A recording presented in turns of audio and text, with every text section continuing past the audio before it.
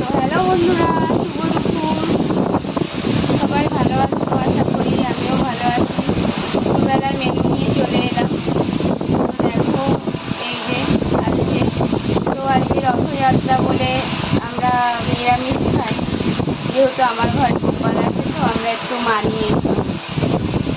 তো আমাদের আর থালা নেই, এই জন্য একসাথেই খাবো ভাত। তো সবার খাওয়া দাওয়া হয়ে গেছে।